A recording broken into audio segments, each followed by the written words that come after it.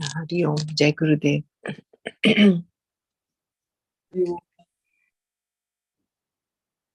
Om Sahana Bhavatu Sahanau Bhunaktu Sahaviryankaravavahai Tejasvinavadhitamastu ma vidvishavahai. Om Shanti Shanti Shanti.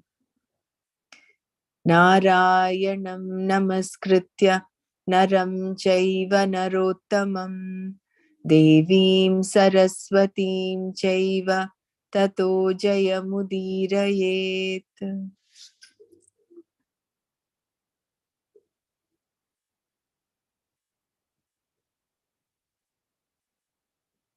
Yeah.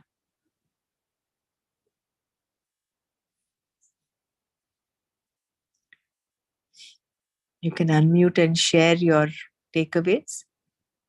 Jai Gurudev, it's so liberating. I was just thinking for a while, oh my God, this is liberating.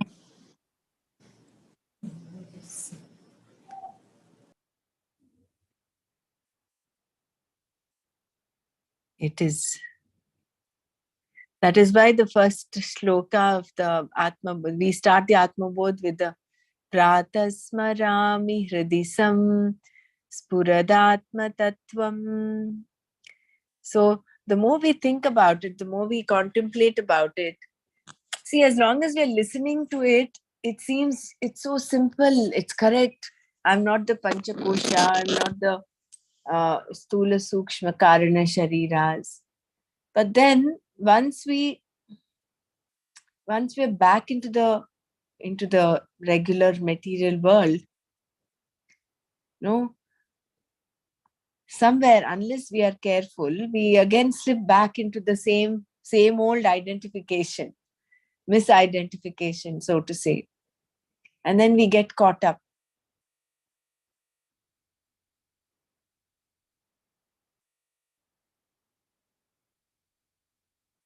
And for all of this are so many, it's a multi-pronged approach. Ragas and Dveshas are important,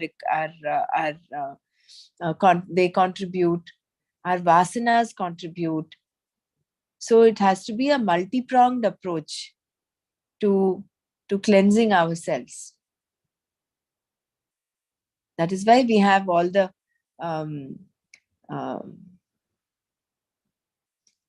sadhana chatushtayam and the starting verse of Atma Bodh, tapo bhikshina papanam shantanam vitaraginam. So this state has to continue even outside of this class, outside of Manana. We have to take it forward even there. And like sometime back he had mentioned, like the tanbura goes on saying, it goes on as that background music. These vicharas, these thoughts have to be there at the back of our mind, even when we function outside.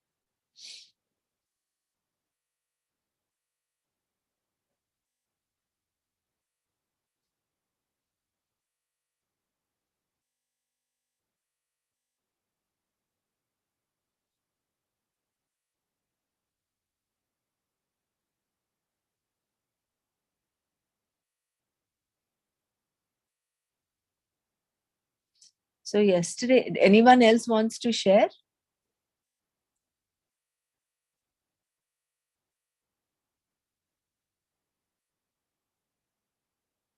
I think we stopped at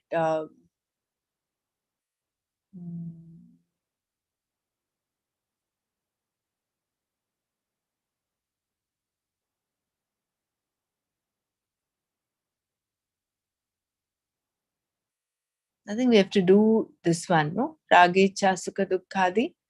Or did we finish this?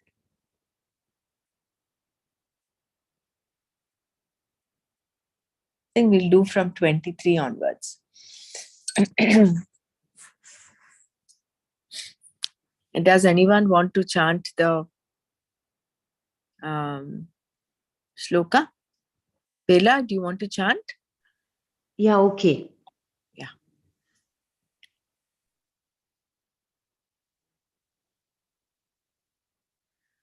रागेच्छा सुखदुःखादि बुद्धौ सत्यां प्रवर्तते सुषुप्तौ नास्ति तन्नाशे तस्मात् बुद्धेस्तु नात्मनः.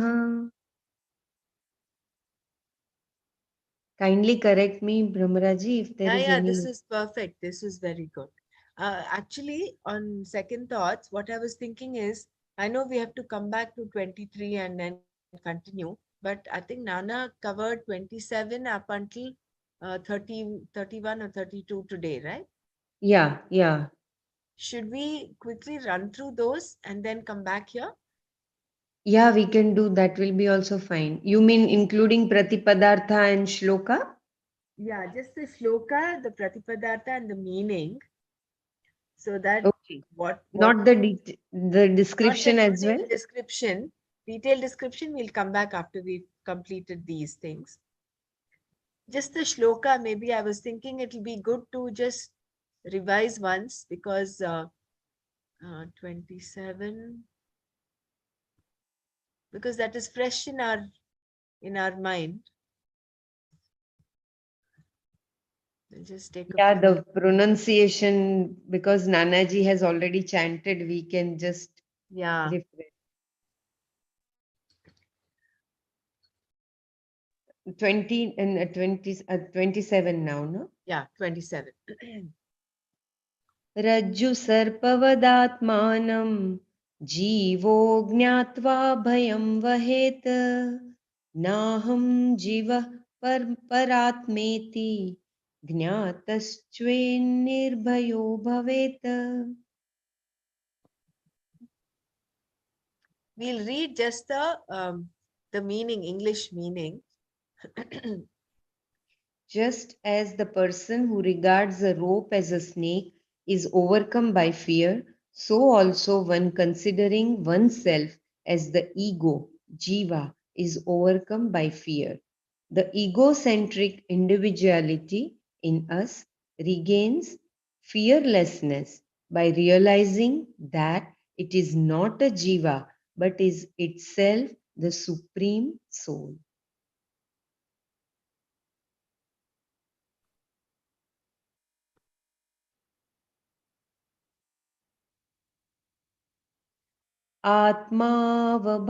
आत्मावभासयत्येको बुद्धयादीनिन्द्रियाण्यपि बुद्धयादि Buddhya. बुद्ध्यादीनिन्द्रियाण्यपि. Buddhyadinindriyanyapi. D is बुद् little dirgha, no?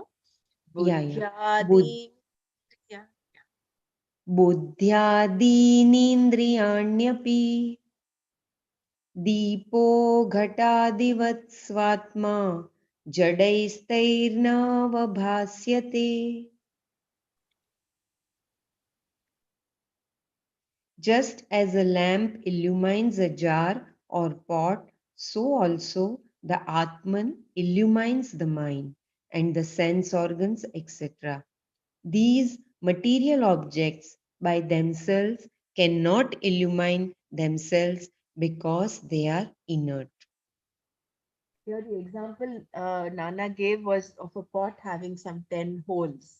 That was such a beautiful example to correlate how the lamp inside the pot, which is the Atman, it is only through this lamp, the light of this lamp, that these holes are uh, kind of illumined, Illumine.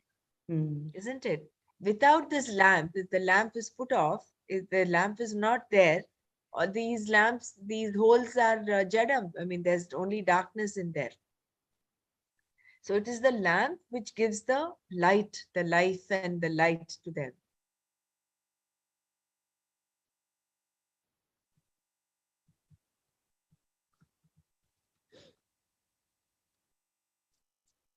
स्वबोधेनान्यबोधेच्छा बोधरूपतयात्मनः न दीपस्यान्यदीपेच्छा यथा स्वात्मप्रकाशने.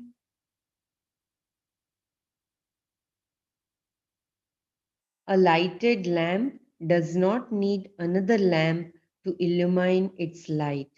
So too, Atman, which is knowledge itself, needs no other knowledge to know it. Here, Nana gave the example of the sun, no? When the sun is there, Yeah. you don't need. You don't need a lamp to look at the sun. Neither do you need a lamp to look at the lamp already lit. A lit lamp, it illumines itself. It does not need any other knowledge. But here, I know I had the doubt and I wanted to ask him. Yeah, They the say, same question I also had. Like when you you also say have, Atman, which is the knowledge itself, which needs no other knowledge to know it. right, But then we need knowledge to get there. exactly. I had the same doubt, Yeah, but then, we had that question, right? I don't know whether he answered that or somewhere, but I thought maybe it's coming in the after it portion. is that, see, till you reach there, you require knowledge. But once you've rediscovered, then there is no other knowledge you require to to I mean, what I understood was, see, without jnana tevatu karma. And we've learned also that because all karmas are from avidya, it is only to pakasya vanni vajnanam vina moksho na siddhyati.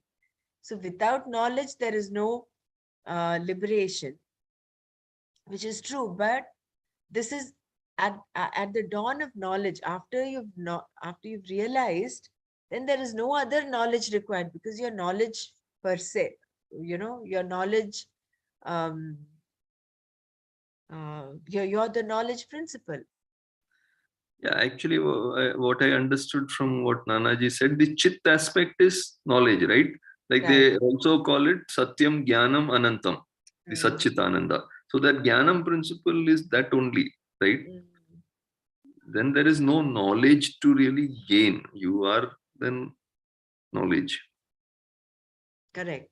Atma can also be called knowledge, or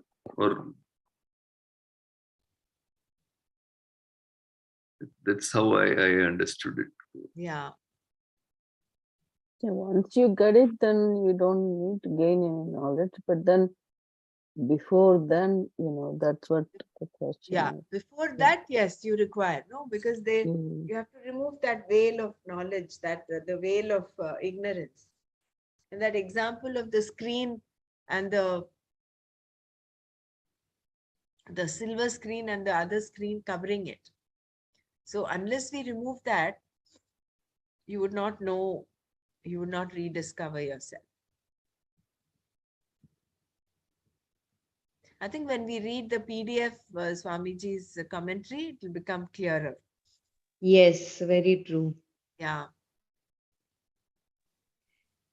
निषिध्य निखिलोपाधि नेति नेतीति वाक्यतः विद्यादैक्यं महावाक्यै जीवात्मपरमात्मनोः.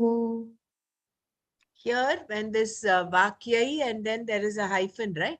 And there is a Yeah. half r, half r for the jiva. So that is actually a visarga over there. Mahavakyaihi jivatma paramatmanu. Okay. विद्यादैक्यं महावाक्यैः जीवात्मपरमात्मनोः. Yeah.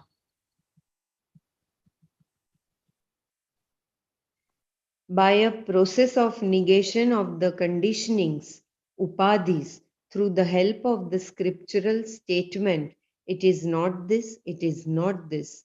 The oneness of the individual soul and the supreme soul, as indicated by the great Mahavakyas, has to be realized.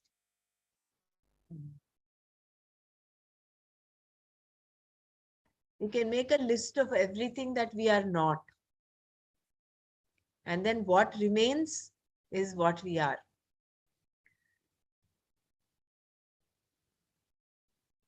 But then it was nice that, you know that that's why I had this question. You know that it is your ahankara that is showing up.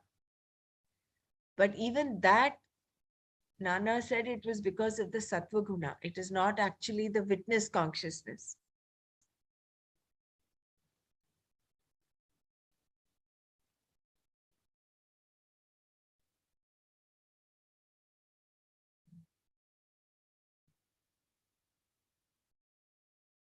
Because you know somewhere down deep, like even as we're reading, we know at the back of the mind that this is happening. But that is, But that awareness itself is so enlightening, no? Brahmaraji, Nanaji said, no, it's only because of your sattvikta you are able to realize. mm,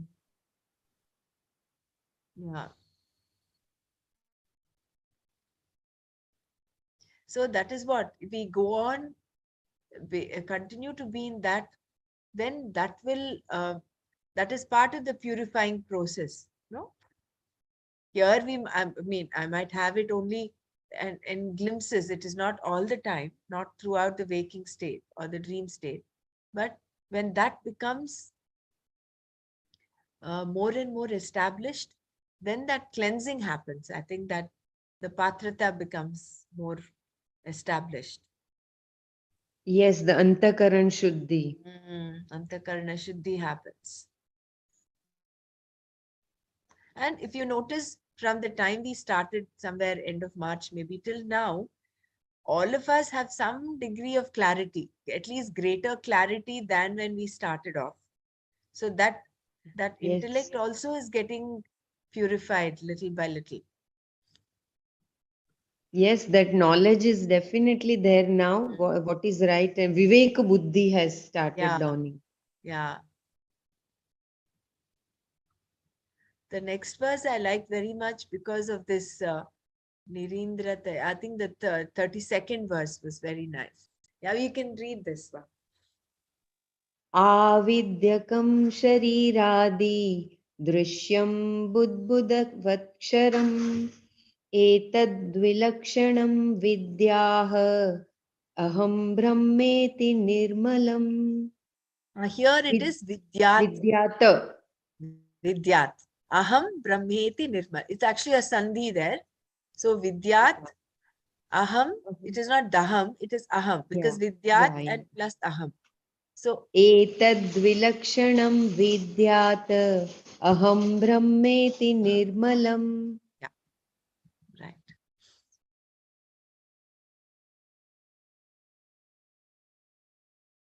The body, etc., up to the causal body, ignorance, which are objects perceived, are as perishable as bubbles.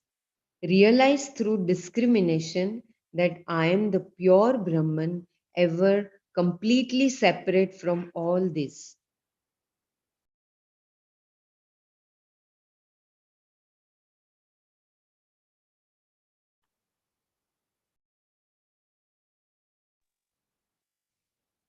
देहान्यत्वान्न मे जन्म जराकार्षलयादयः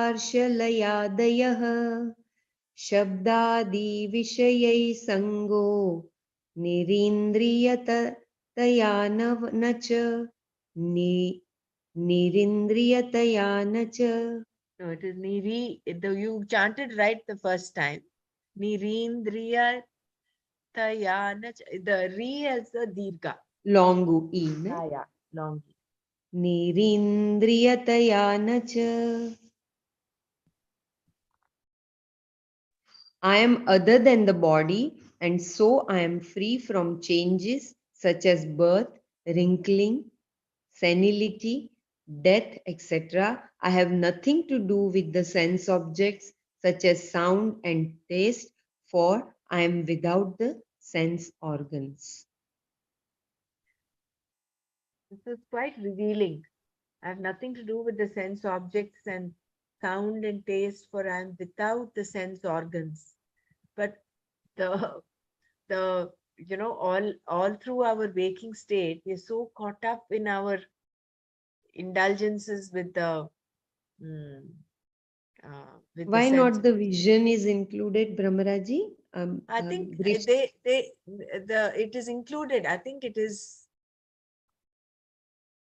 such as sound and taste. No, so it means it Okay, includes okay, all yeah, the yeah. five. Just for We've example, yeah, just given an example here, but of course yeah, yeah. includes all the five.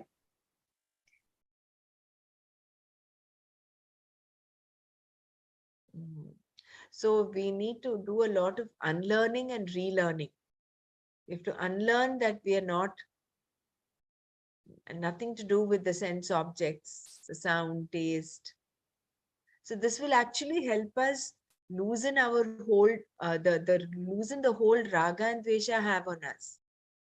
It's like you you are doing it, but then you still have to say feel that you are not a doer. Correct, correct. Like So for the instance, sannyasa, right? Karma yeah, sannyasa. if the food, if the food that you're eating is not according to your likes, Taste it's not and yeah. according to your taste, then So, it is a good time for us to reflect and say, it is only the sense organs. It is, I'm not that.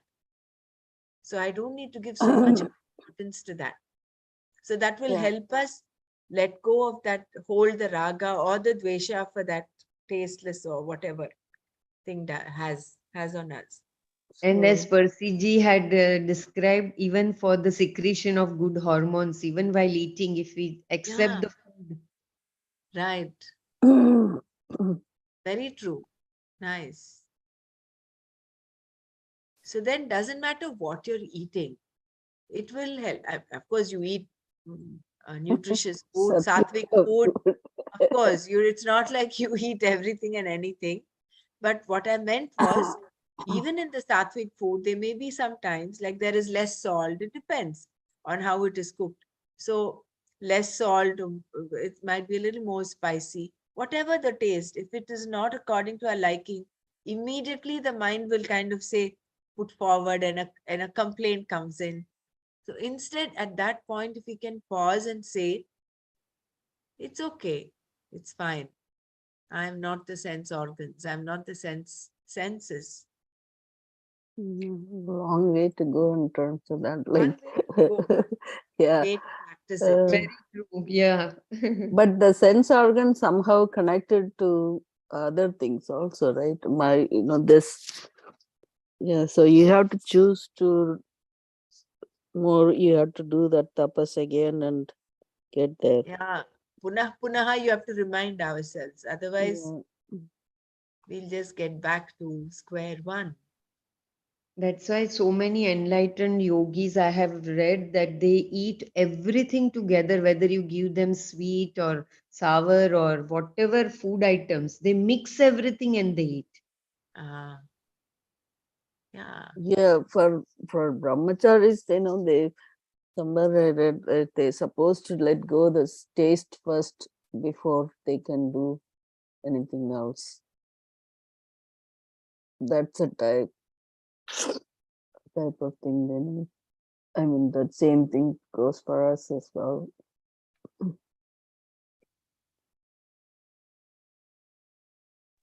I mean, I Anyone don't else think, would like I, to read? Brahmaraji, yeah, kindly. I will read. I will read.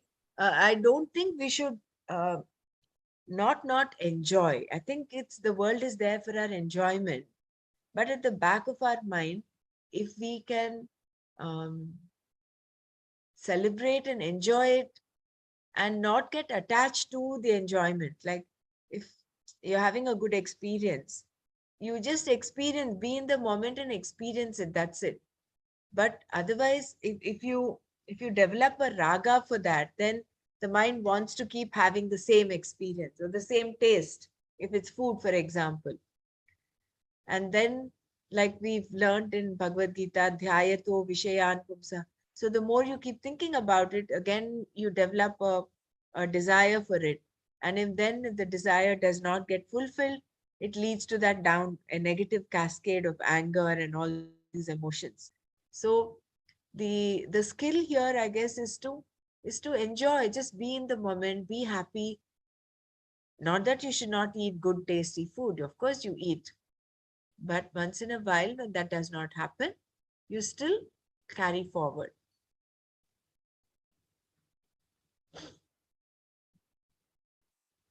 And this is only an example. This taste, it applies to everything, including our interactions with people. And all those 5 points of our happiness program come in there. Acceptance, accepting people and situations. Basically, it is to save your mind. All these things are to keep your mind centered and grounded. So it does not get like sukha dukkhe same kritva labha labhau jaya jaya. So if you're able to maintain that center in your centeredness, then I think we remain in that sattva guna, basically. True, very true. So we'll do verse 23. Rage cha sukha dukkhadi buddhau satyam pravartate sushuptau nasti tannashe tasmad buddhestu natmanaha. So ragaha, attachment, ichha, desire, sukha, pleasure, dukkhadi, pain, etc. Buddhau satyam, when mind or intellect functions, pravartate, are perceived. Sushuptau, in deep sleep, na, not, asti, is tannashe, at the destruction of it, the mind, tasmat, therefore, buddhehe, of the mind, tu, only, na, not, atmanaha, of the mind, of the atman. Attachment, desire, pleasure, pain, etc. are perceived to exist so long as the buddhi or mind functions. They are not perceived in deep sleep when the mind ceases to exist. Therefore, they belong to the mind alone and not to the Atman. There is no place for ignorance in the blissful existence of the self, which is omniscient and omnipresent. How can there be darkness before light? And how can the passions that arise in the mind come to stay with the Atman? It is the avidya of the individual, his desire for pleasure and his attachment to the fruits of his action that deludes him to the bondage of samsara. I think we did this yesterday, but never mind, we'll just go through it. A pure mind leads one to greater glory and happiness, and ultimately to liberation. See, this is the sattva that Nana was talking about. No? A pure mind leads one to greater glory and happiness, and ultimately to liberation through the final experience of the true knowledge, while the same mind drags the individual down to lower births when it groans in ajnana. Therefore, if we deal suitably with a turbulent mind and quieten its righteous activities, the self is revealed in its infinite glory with no blemish of the jivatvam in him. And remember, attachment, desire, etc. are of the mind and not of the Atman. I think here riotous activity means inside dialogue, our or inner dialogues. No? Yeah, righteous. It is like a riot, no, inside. There is Yeah, like a constant conflict, turmoil going on. conflict. Sankalpa vikalpa, Correct, sankalpa vikalpa. correct. This is not righteous. Righteous is dharmic. That is different. This is righteous. Riotous. Right, Riot. righteous.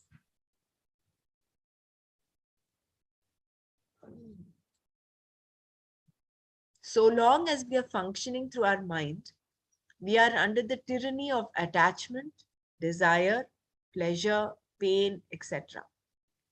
But in deep sleep, when temporarily our minds are not effective in ourselves, all these tyrannies are at an end. When I look through a pair of green goggles, everything looks green. When I look at things with my naked eye, there is no green color.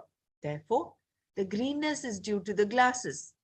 So too, all these negative tendencies belong to the mind and are perceived only through the mind. They are not of the Atman.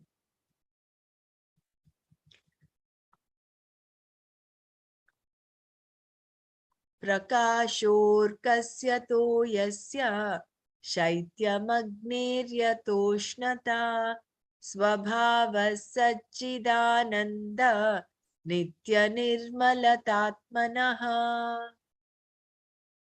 Prakashah, luminosity, Arkasya of the sun, Toyasya for water, Shaityam, coolness, Agnehe for fire, Yatha just as, Ushnata, heat, Swabhavaha, nature, Sat, reality, Chit, consciousness, Ananda, bliss, Nitya, eternity, Nirmalata, purity, Atmanaha of the Atman.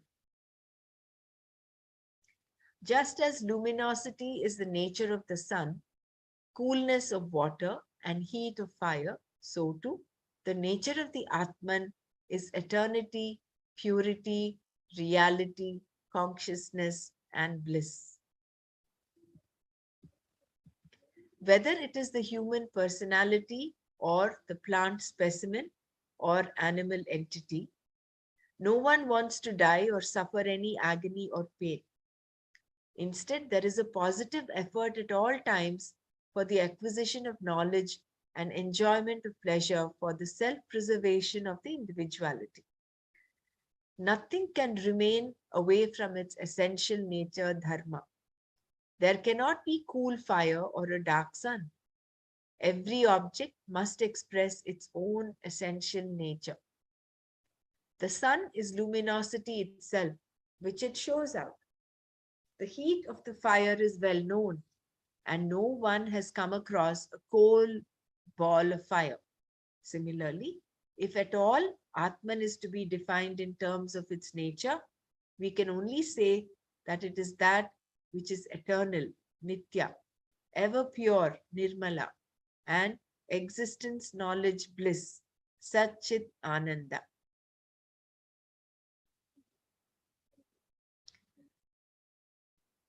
So this is the dharma, the swadharma, the swabhava of these,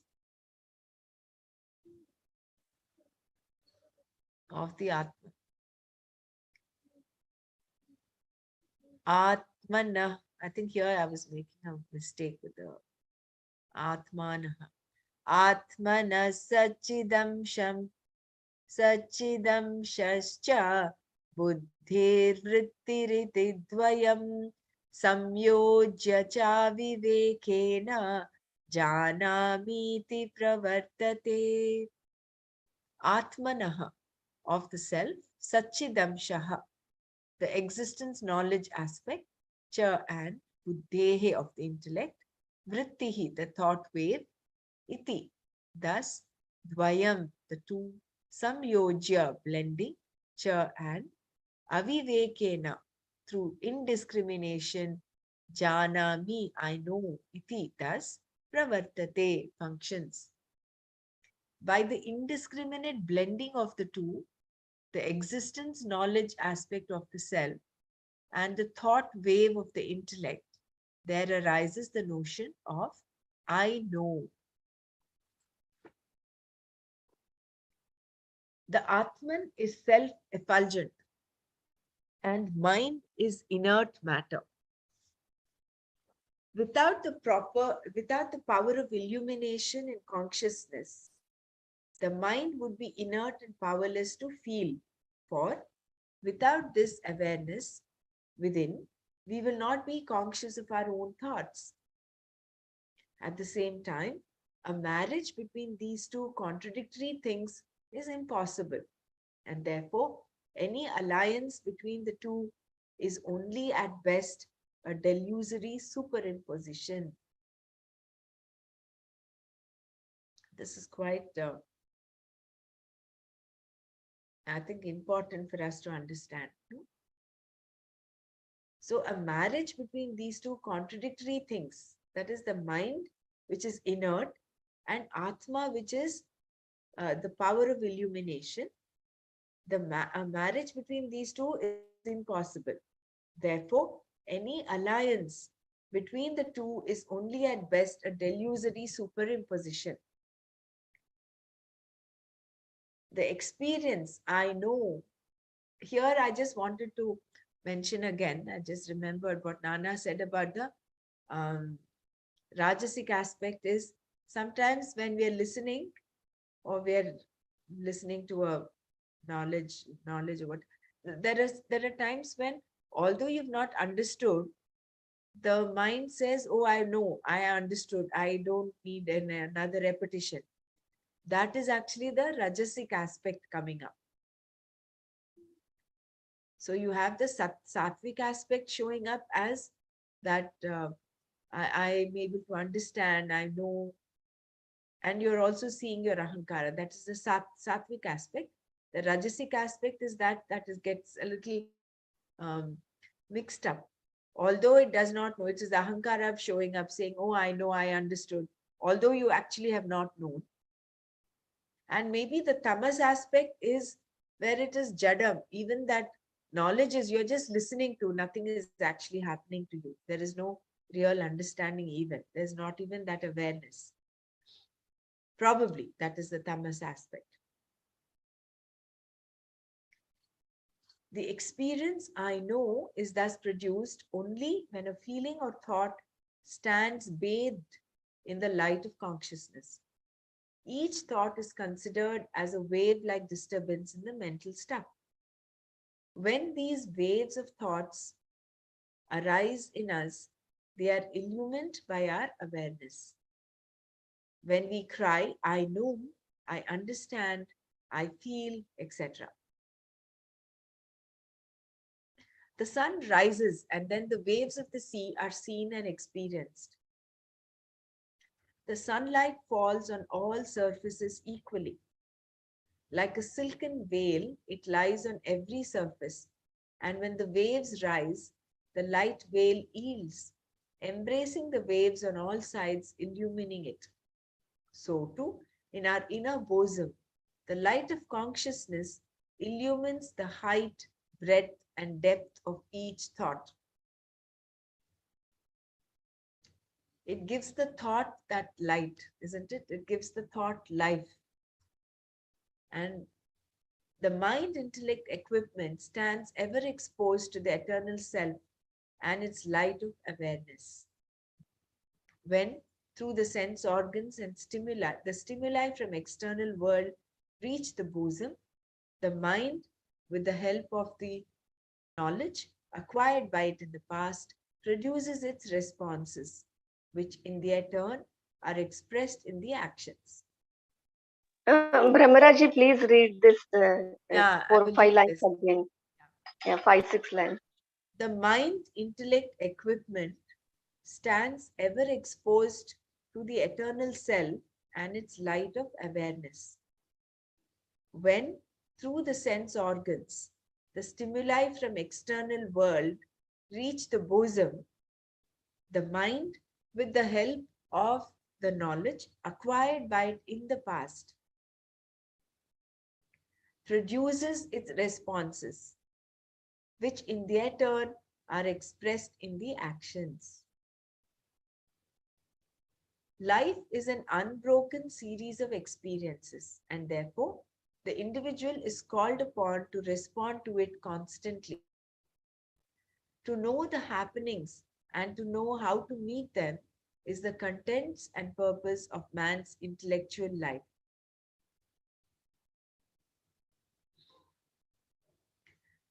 So here comes the effect of our vasanas. See, when through the sense organs the stimuli reach the bosom, the mind, with its past experiences and past learning, and also we can add to it all the past impressions. We can add all the raga, dvesha that we have, that are part of our mind equipment, mind intellect memory equipment. With that, based on that little synthesis happens inside the mind, and then we let out either our reactions or responses, and therefore, and that again leads to our actions.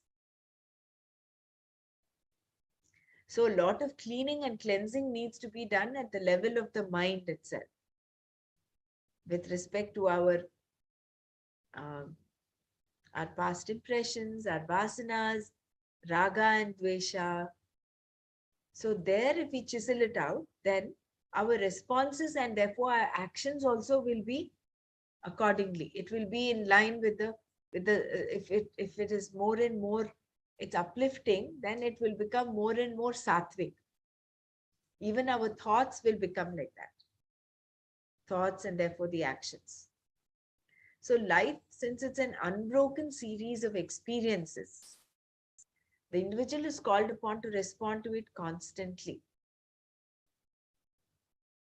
To know the happenings and to know how to meet them is the contents and purpose of man's intellectual life. Self is knowledge absolute. It is knowledge itself. In it, there is nothing else that is to be known. It is the only one subject without any object to be known. As such, in itself, it has nothing to know. Yet, we are experiencing the intellectual life of constantly knowing. How? This is the subject explained in this stanza. It is the theory in Vedanta that the knowledge of things is gained not in the direct light of consciousness, but it is in the beam of consciousness reflected in the mind. I will explain it with the help of an illustration. Suppose there is a storeroom in your house which is ever in darkness. One day, you realize that the room was extremely well illumined. Why? There was a bucket of water on the veranda where the sunlight got reflected and threw a pool of light on the dark wall of the room. If your little son were to come at that time to play with the bucket of water, the illumination in the dark room will disappear. For when the reflecting medium is disturbed, the reflected light is splashed out and the room is again in the dark until the reflection rehabilitates itself on the wall. So too, the self never illumines the objects directly, but the light of consciousness reflected on our intellect throws out a beam of reflected consciousness which illumines the objects and gives us the experience, I know. That is why even a man of intelligence, when vexed with some worry, cannot think properly or understand easily. His power of understanding or thinking is clouded when the mind is disturbed. Oh my gosh, this is taking it to a different level altogether. Yes, it has so much depth, my God. I was thinking the light of consciousness directly illumining the mind and intellect. That's the reflected consciousness, right? No, yesterday we were saying, this whole game is of the mind, actually, if you really see. Yeah. I will actually That's where actually, look, mind requires something to hold on to. It needs. That's the nature, right?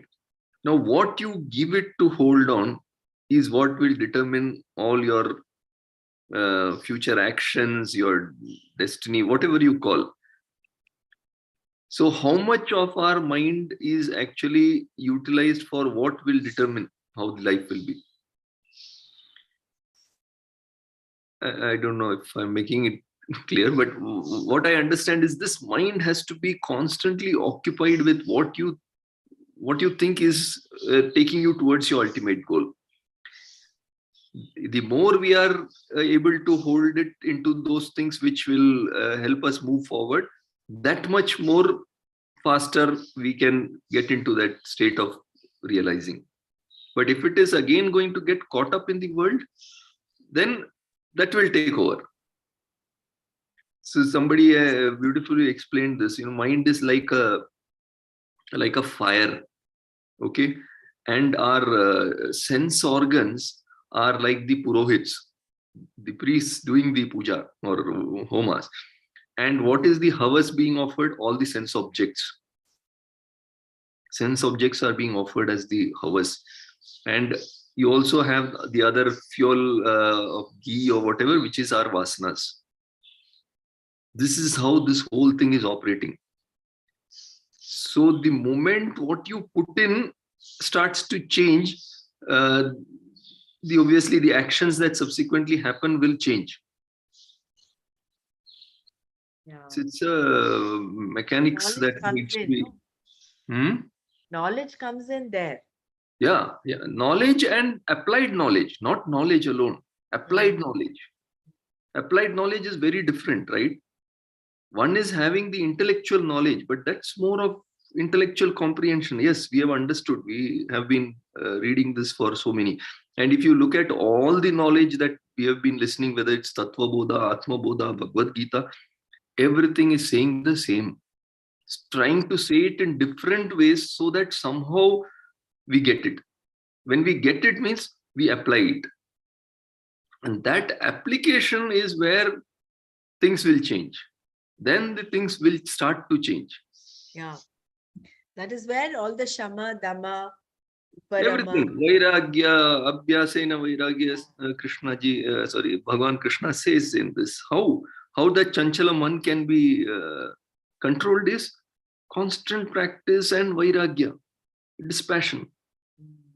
So that's where the application comes. Actually applying, even though we might know or understand so many things that we have heard, start applying one by one. Okay, how do I apply one thing? Like somebody today mentioned about taste.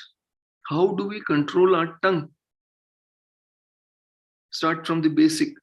Then slowly, and how much of our time is going in what our pursuit is.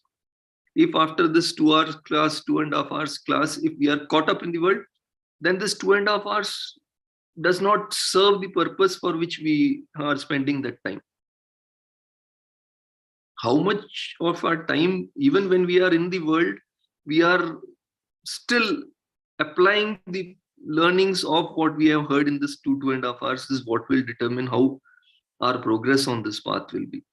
Yeah. And it's not easy. It's not easy. But that's where the difference starts to happen. Otherwise, all this knowledge can become very nice to hear, and it will be more of a intellectual comprehension, not making a difference. Very beautifully put up. Very nice. I wanted to read this paragraph one more time. Yeah, please read. What you said is very right, Vijayji. This jnana, it will remain a conceptual knowledge unless we apply it, unless we put it into practice. Otherwise, like what Nana said, in these 2.5 or 2 hours, we are in a sattvic, in sattva guna. The moment we close our computer and go back, our natural, that's the nature of the mind. I mean, we don't need to put it down. It is only a matter of awareness, a matter of being aware that that is what is happening. Our mind again might go back to its rajasic, tamasic, tendencies. It might just get caught up in all of that. So if we can have this stream of sattva guna running in and through our waking state. And one of the ways it can happen, because we have to conduct our lives, right, rest of the time. But there, at least this is what I've been trying. I'm also just on the journey, but very conscious about what I'm doing. Mind will get pulled. That's the nature. But consciously pulling it and putting it again into something that's relevant to me, relevant to my pursuit. Constantly, that otherwise, if you leave it for it to take it, it will take you for a ride. And then next day morning, we can again come back to this session. And yeah, sorry. Gurudev, Yeah, Vijayji, 1 minute, I want little bit any this kind of knowledge which has never been in the arena of experience. and we have come to Gurudev and everything has changed. So when first time Upanishads or anything we are hearing, the first uh, step is to first of all try to means grasp it through your mind and intellect, because otherwise there is no any other way. And then slowly when the manana starts, swadhyaya starts, purification of your antakaran shuddhi is simultaneously on, then only this knowledge will get established to reflect in moment to moment also. Of course we should strive for it, but intellectual understanding is also is one of the important steps, initial steps I feel. Otherwise what happens, we feel ki, oh, I'm not good at all. Because first time when I heard Ashtavakra, it was 100%, 200% something, absolutely every word was new for me. So trying to just first of all grasp it little bit intellectually, what the dialogue is happening between Janaka and this thing, and what Gurudev wants to say. So I think it's a slow process of Manana Swadhyay, and then it becomes the Nididhyas. What do you say? Please guide me, because otherwise we feel that, oh, everything is going waste. It's not reflecting in my day-to-day life. Jai Gurudev. No, it is only after you understood that you can apply it. No, so intellectual understanding is important. That Shravana, Manana, Nididhyasana, all three are important. And in order to uh, mm, the manana that is done is actually to clarify all those doubts, to make our understanding deeper, so that when we sit for nididhyasana, for contemplation, that that becomes part of us. Then you're able to apply the knowledge. Nididhyasana is what it's, I think it is just when you're contemplating upon what you have learned, what you have listened to, and what you've understood rightly, that you're churning inside, you're contemplating, it's going on, and it's an attempt to make it part of your life, part of you. Correct. Assimilating slowly. Assimilating, and it is like if you consider our body with all this, which is what it is, no, what is that Atmabodh shloka? Ajnana kalusham jivam jnana bhyasad vinirmalam. So if we consider ourselves as a dirty sponge, this assimilate this manana, shravana, manana, nididhyasana.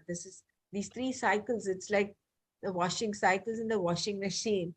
You are putting this dirty sponge in there, and you're cleansing it, cleaning it little by little till it comes out sparkling like a clean sponge, where only the light of the self will shine through all the pores, and then that's it. There's no more dirt.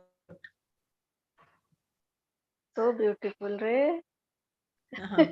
Madhuri ji, to answer your question, look, how much of our time from the time we came into knowledge is compulsive behavior and how much is very conscious behavior? That ratio, as you say, see that if it's more and more conscious, then yes, then that is happening. The nididhyasana is happening, the purification, all that is happening.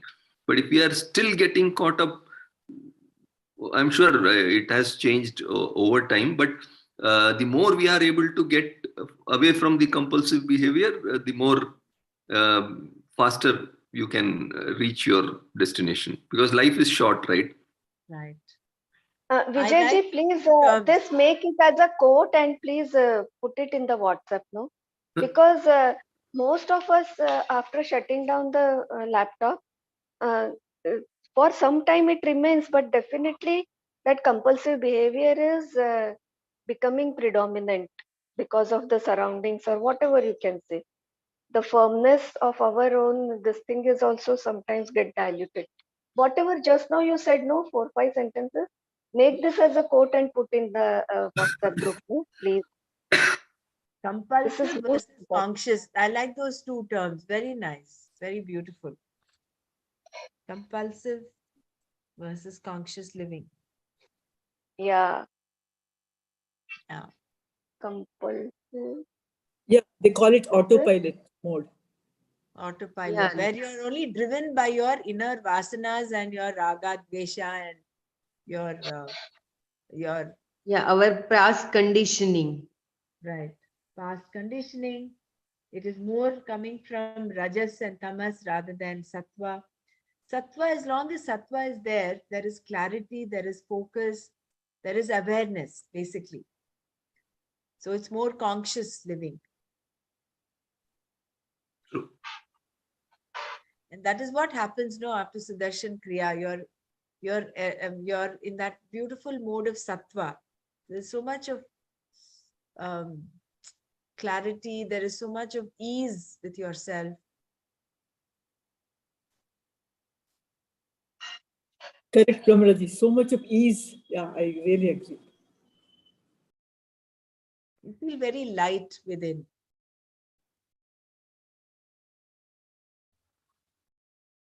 And as described, cheerful Yeah, from within. right.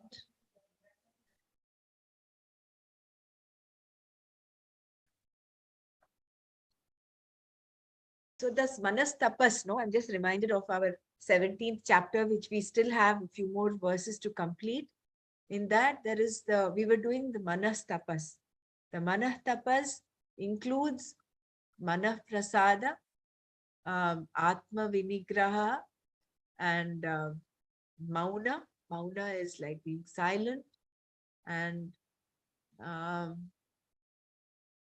there was one more aspect to that. Manasthairya, I think, right? I think steadying the mind. So being in that state, you'll be very natural. You know, offhand, I'm not sure how many of us here have done the optimizing energy. I think Madhuri ji, you've done, no? There is one very beautiful technique in which Dr. Jim, one of the teachers, he says, very effortless way. Basically, all our practices are to live effortlessly, naturally in our center. So one technique to very quickly come, um, otherwise we are caught up in our mind. When you're compulsive autopilot mode, you are caught up in the mind. Whereas if you want to live life naturally, very effortlessly like a child, he says, put your attention to your feet. If you're standing, put your attention to your feet. Feel the pressure of the feet on the floor. And then automatically you're caught up getting, the mind it will lose its hold. It's not like you're going to be out of awareness. In fact, it will keep you grounded, it will keep you centered. That's very beautiful. Very That is nice. one. And if you're sitting, keep your attention on your sit bones, on your buttocks. Your pressure, feel the pressure of your buttocks on wherever you're sitting. That will bring your mind, it'll keep you grounded. Otherwise, we get so caught up in our mind. We are always living in our mind intellect. We build stories, we create, these um, assumptions, judgments constantly. But in order to live life naturally, effortlessly, these two little techniques really very helpful. So every time Thank you for sharing. Very nice. if you're caught up in your mind and you're creating a web of story in your mind, then just take your attention to your feet. If you're standing, that is, take your attention to your feet, feel the pressure of the feet on the ground, and then automatically you'll get you start, you realize that there is a little natural rhythm or sway to your body, and then you'll realize you feel you become aware of your breath. And actually there is a little, we look into the center of the body, and then you let go. It really brings you down. It makes life very effortless. So I thought I will Yes, share technique. yeah, whatever Bhamraji has said, we have experienced it. Though Yeah, it seems to be very simple, but it immediately helps you to become centered and grounded. And all that mind is moving in the thousand directions immediately comes to the present moment. right. And that actually makes you conscious. That will help us, I think, from compulsive behavior to conscious living. Compulsive living to conscious living. So It let is, me read. everybody can practice it actually. You practice Yeah. it, it's very, though it seems to be very simple and easy and small, but very effective method.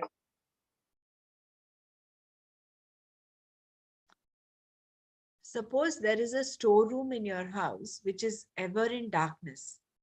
One day you realized that the room was extremely well illumined. Why? There was a bucket of water on the veranda where the sunlight got reflected and threw a pool of light on the dark wall of the room. If your little son were to come at that time to play with the bucket of water, the illumination in the dark room will disappear. For when the reflecting medium is disturbed, the reflected light is splashed out, and the room is again in the dark until the reflection rehabilitates itself on the wall. So too, the self never illumines the objects directly, but the light of consciousness reflected on our intellect throws out a beam of reflected consciousness which illumines the objects and gives us the experience I know. That is why even a man of intelligence, when vexed with some worry, cannot think properly or understand easily. His power of understanding or thinking is clouded when the mind is disturbed.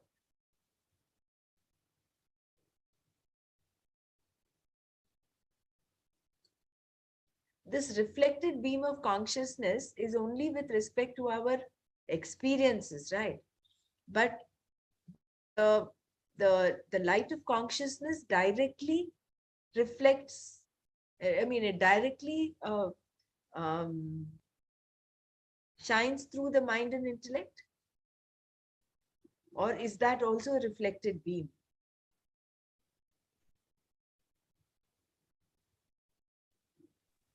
I think it is direct. Yeah, let's read this further. Thus, when the mental pool rises in thought waves, the light of the self illumines them. Thoughts dressed in consciousness is the clear experience I know.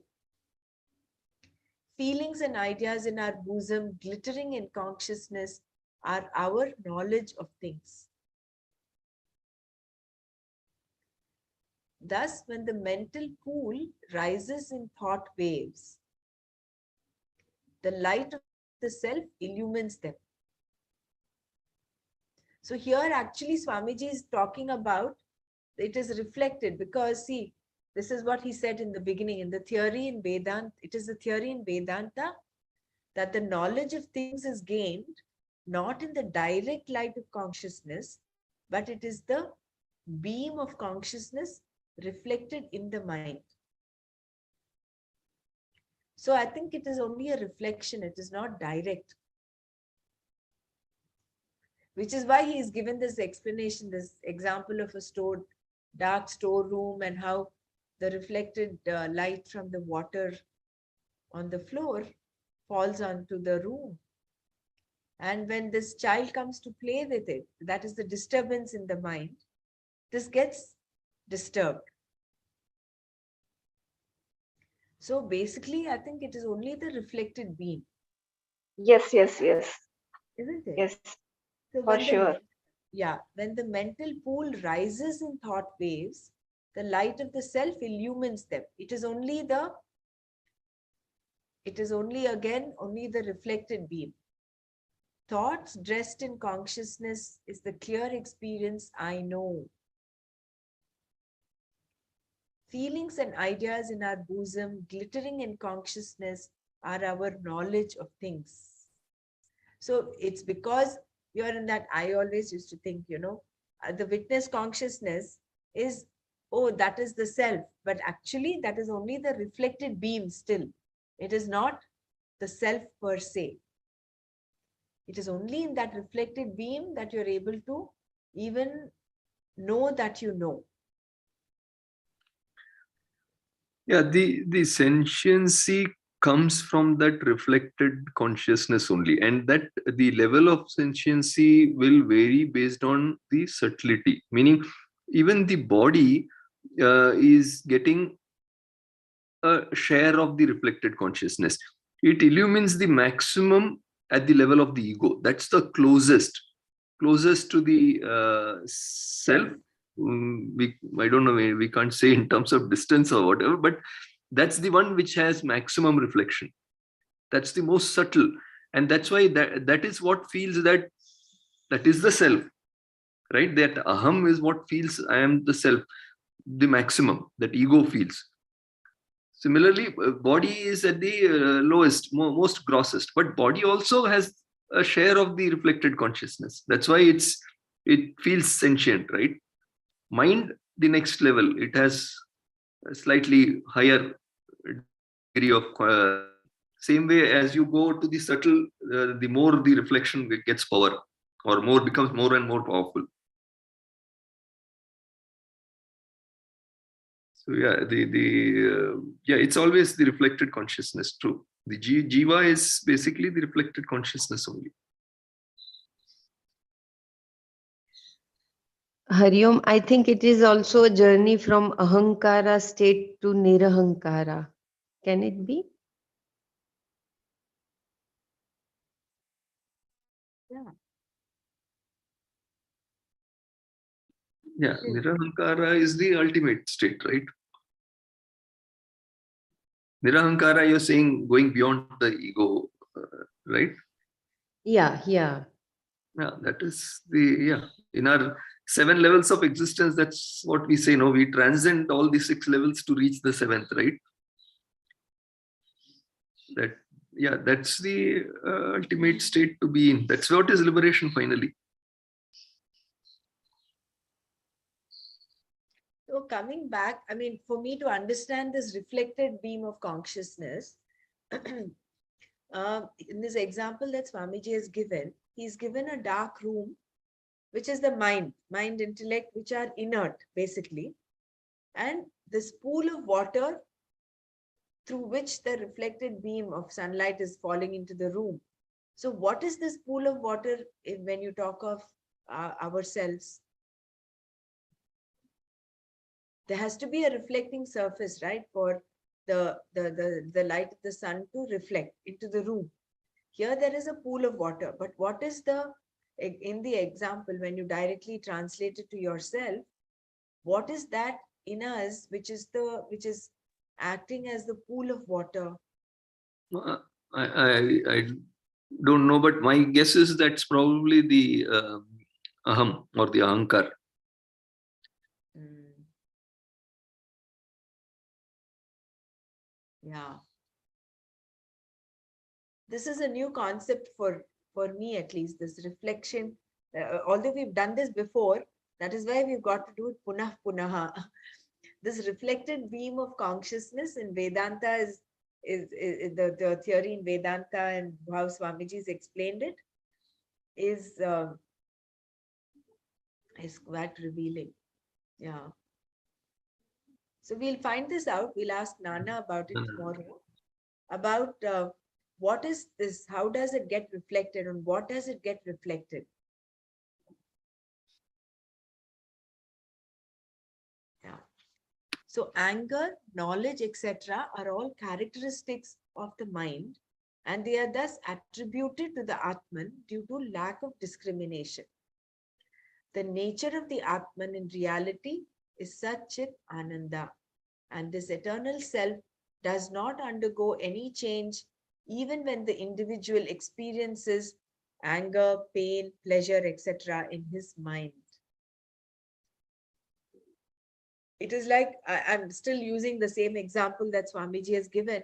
Supposing there is a kaleidoscope or there is something there in that reflecting medium, the same thing gets reflected in the room, in that room inside. But sunlight is not affected by the kaleidoscope. Sunlight is the same, irrespective of what is there in this reflecting medium, which is again shown in the room. So we wrongly and falsely attribute all these emotions and everything that we go through, including things like I'm happy, I'm sad, I'm angry, I'm everything else. All those so-called emotions that we go through. That's all happening on the reflection.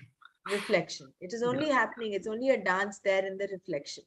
Correct. So that they mentioned that, no, if you have, say, a few buckets of water, okay, and you see the reflection of sun in each of the bucket, right? These are all like the jivas, all having its own reflection of the sun. And some bucket maybe has some ripple and it is shaking, or you feel that it's moving. The sun is moving. You feel, but the sun there is the same.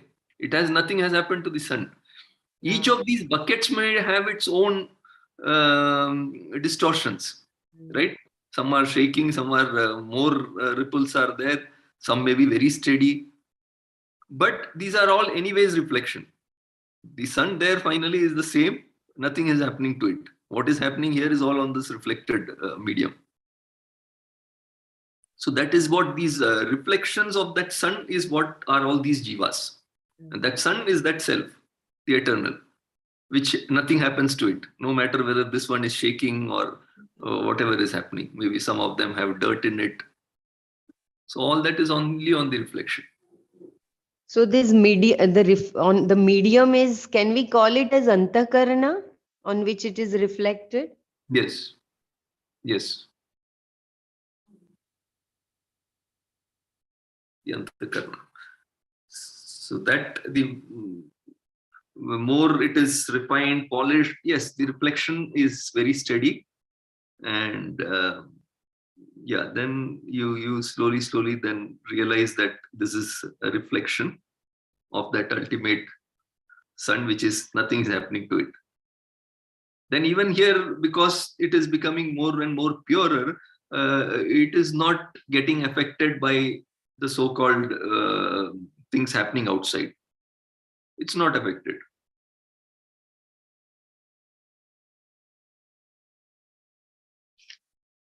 This has to happen, right? This is something not with too much effort, nothing can be done. We have to let it happen. Yeah, very beautiful, this example. We are so fortunate and grateful, isn't it? Yeah. We are able to come together and talk about this, and Nanaji is there. Very fortunate. That means they say that, when God is thinking about you is when he will bring you to all these possibilities, right?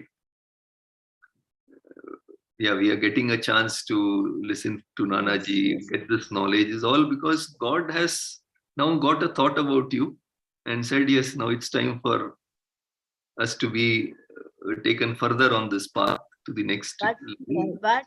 But I'll just remind you what Swamiji has said. He says in the earlier shlokas, he says so beautifully with I think when he was talking at the Panchi, how the Sanchitam and how the Stula Sukshma Karana Sharis are born.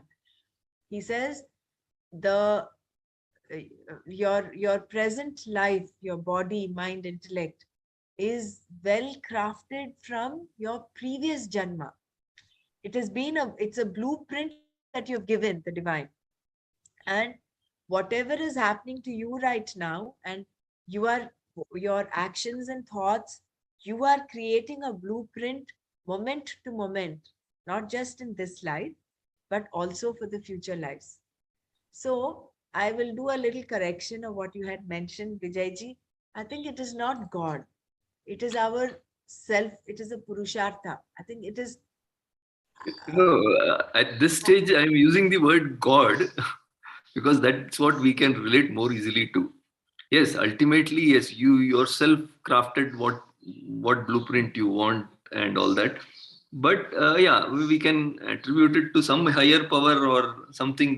That's why I use the word God. But yeah, you're right. We have come with that, but then we have, as human beings, there is this. God has given us this free will, right? What is free will? If you really see what is free will, at least the way I understand is that is where that choice, you have that power to make choices, right? Situations cannot be changed. Situations are the way they are. That we can call it maybe destiny or whatever. That is destiny. But our choice to do how to take the right decisions, or what should I say, the mm, response to the situations. Yeah. Response to How the do we? situation How is do our we? choice. Yeah. How do we take the result of our actions, or how do we take every situation? Every Every situation, yeah. How do we respond to the situation? How do we handle whatever comes out of the situation? That is our choice. Mm, And that choice will then build our future destiny, correct. right? So that is where we have that thing over all other species. Other Mm. species don't have that. So that is where I think makes human beings get that possibility to go into that state of liberation, which So others cannot. Even devtas cannot, they say. It's only human beings who can. So that's the precious, how precious even Gurudev says. It's human life is so precious. and that is karma yoga. No, how do you take every action? How do you take every situation? How do you respond to every situation? How do you act? And Although I've said God is not what is it is not God who is making you do all this. You are responsible, but he is the karma phala data. Your actions determine what the consequence of your action will be. So that you are the architect of your life. Your life is in your hands. Your life is in Correct, your hands. correct. Your life That's is in your thoughts. Your life is in your in how you act in the world. At the same correct. time, karma phala data. You're right in a way, in the sense he is the karma phala data. You do right actions, have the right thoughts. You of course are given the right. You're shown the right direction. Whereas Mhm. that is what Swamiji also mentions here, no, in the previous paragraphs. He said the mind itself, it is through this mind that you can either uplift yourself into the purer realms of consciousness and revel in that joy, or it can take you down the shackles and get you into misery. So that is the aspect of the free will that mm, that is our effort. That is the purushartha. That is the mumukshutvam that we all have to have. Correct. Yeah, that is yeah, free will that we have, and like we said yesterday, God doesn't have a free will. His karma phaladata is based on purely what we are doing, right? He cannot change. Right. He cannot change because we maybe wrong words to use here, but still we have gone through so much, so we can use. Just because we pray to him doesn't mean he's going to change something for us, right? Your Prayer act, also, the prayer also is our action. No. So yeah, it yeah. will Action of prayer right. alone. No, I'm saying action of prayer will not change. Ah, Action that we do for other things that we are doing is what will determine what will come to us, right? And not only of what we are doing now, what we have done in the past also. This karma chakra has started, right? It will unfold itself. All we can probably by our purushartha sadhana and all is gain enough strength to handle whatever has to come our way. These are phala that we are receiving of what we have done maybe many lifetimes back. We don't know. So there we can pray, yes, God, give me the strength to handle whatever has to come to me. Whatever has to come will come. God cannot change that now. But yes, we can pray to make us stronger, make us purer, make us cleaner, all those things that we can pray. And that will help us to deal with those situations differently. That's where that choice comes. And that choice will then determine our future phala that will come. Drishta phala, adrishta phala, all that will come based on the choices we are making now, right? See, that is why they say both bhakti and jnana are required. They are like the wings for liberation. See, True. unless we have bhakti, unless we consider there's a superpower, higher power, there is that element of surrender, prayer doesn't come. True, You might still be working, you might be using your free will, you might be very dharmic. And I think Swamiji, in the Gita home study, it was mentioned earlier, a person might be very righteous, but if there is no element of considering that there's a superpower, there's a divine power higher, then that aspect of karma yoga doesn't come in. He is acting very righteously, but it might not take him higher up on the path of liberation. He's only acquiring a lot of punya, that's it. true, But true. That, isn't it? That thought of liberation maybe will happen to him, we don't know. But for us to progress on the path of self-realization, bhakti is it's an integral part, a necessary element. Because that is what will determine how we take, with what attitude we take the results of our actions. A person who's following karma yoga will take it as a gift or prasada from the divine. Whereas a person who's only dharmic might have a very he might get upset, he might not get upset. It depends on how he takes the result of his action. But whereas a person who's following karma yoga, everything he takes with that attitude of prasada buddhi, and he offers everything to the divine.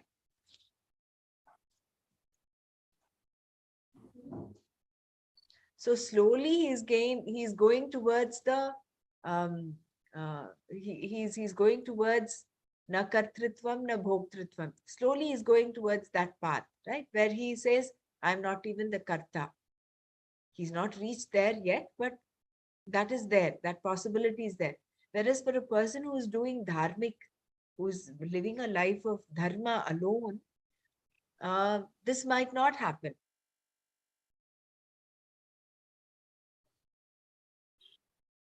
I think we've deviated quite a bit today from but it was good, useful discussion. Yes, very nice discussion, Brahmaraji. Feeling so blessed. Yeah.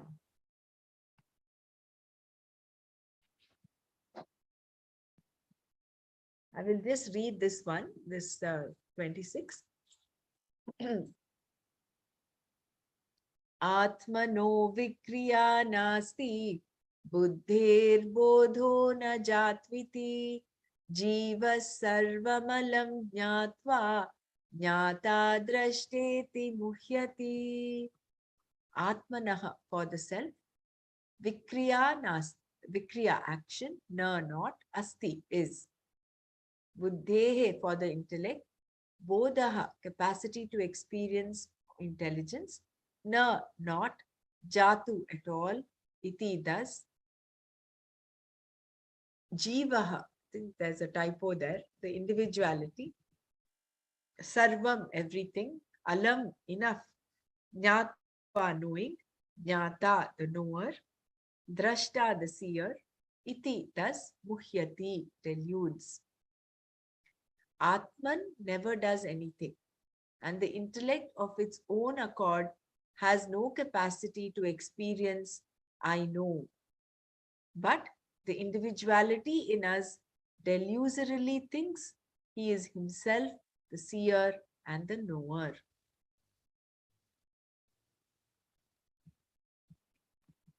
Human intellect by itself is not endowed with the powers of feeling, thinking, willing, or wishing, because it is a product of matter which is inert and insentient. A bulb in itself has no light without it being wedded to the electric current. Atman is knowledge itself, and it is not affected by the mental thoughts and physical actions. The individuality, jiva, which is a reflection of the pure consciousness in the mind, in its ignorance, avidya, of its true nature, falsely identifies itself with the body, mind, intellect equipment, and it comes to superimpose the characteristics of the true self on these insentient matter envelopments. In this way, the delusion that one is a seer, knower, etc., arises in the ego, all because of a false notion in himself. The substratum for all these changing phenomena is that changeless Atman. This world of plurality with different names and forms seems to rise and fall like waves on the ocean. It is an illusion experienced upon that substratum, adhisthana, painted by the fancy of the confused ego. Just as the waves are in and off the ocean only, and they do not stand even for a moment apart from the oceanic waters, so also the entire waves of creation is in and of that absolute supreme and have no separate existence in themselves. The supreme being is the Atman, who stands ever unaffected in the least by the changes caused in the arena of time, space, and causality. The illuminating consciousness, because of which there is an awareness of the various objects and activities of the inner mind, is that supreme reality. Thus, though waves after waves of sorrow, dejection, despair, joy, success, anger, jealousy, or passion may come in the mind, he who knows the knower of these waves is not affected by them. Why should the sun dim because of the tragedies he's illumining, or glow the brighter where he is illumining a joyous scene? The self I am. I am illumining my mental conditions. I know I am happy or unhappy. But these are the mental waves that I am illumining. I am the light of consciousness. None of the conditions of the mind is me. This is the constant wisdom of the wise man. This is too good. So this is what we have to keep in our conscious living versus compulsive living. The self I am illumining my mental conditions. I know I am happy or unhappy, but these are just the mental waves that I am illumining. I am the light of consciousness. None of the conditions of the mind is me. It's the constant wisdom of the wise man. So, anyone wants to share anything? We'll close here. We stopped at 26, 27. We'll continue tomorrow. What Vijayji very nicely explained is very beautifully taken forward here again.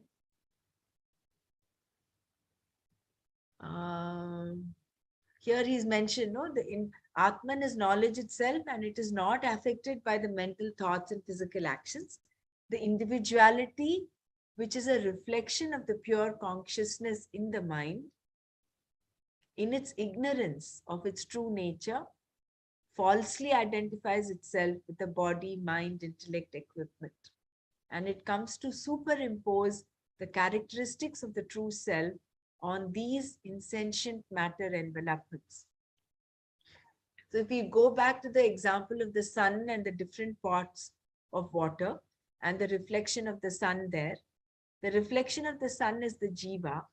And if the jiva thinks that if there is a little turbulence in the water, there is some ripple, and which is the mind, body, mind, intellect equipment. And they're accompanying feelings, emotions, and experiences.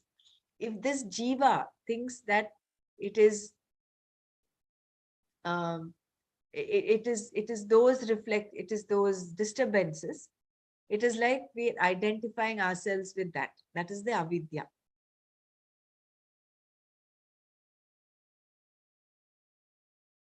But here, one thing which in this example might not really clarify is that we are nothing but the sun. The jiva is reflection, yes, but there is that sun element in this jiva also, right? It is the actual substance of the sun that is there. It is not just a reflection, isn't it? Yes, the source of the light. Yeah, we are the source. Like We are moon is the reflection of the sun. right. It is not like that. Right. Yeah. Good food for thought. So we'll take this forward. There are two questions for Nana. One is the what was the first question? First question. The surface on which it is reflected. Yeah, the surface on which it is reflecting. Which was that verse? It was verse number 25. Verse 25, where Swamiji gives that example. And also this individuality jiva, which is a reflection of the pure consciousness.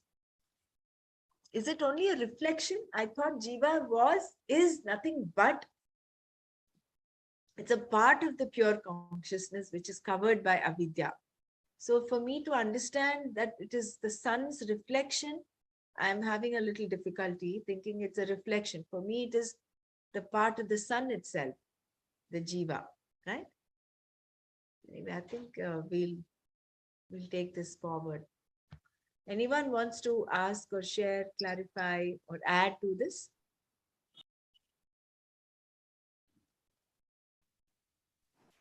Just to my suggestion to Nana Yes, ji of course, of and course. everyone, ask everyone if they are happy with it. No problem. We'll put it forward right away, okay? Dr. Renu? Thank Yeah. you. Jai Gurudev, even Swamiji here mentioned earlier that we are the fragmented part of the whole. So what Brahmaraji you are saying is correct. You know, we are the part of the whole. But here he says reflected part of the whole. Right. So I'm having a little difficulty understanding this aspect. Because reflection is different, no? Reflection.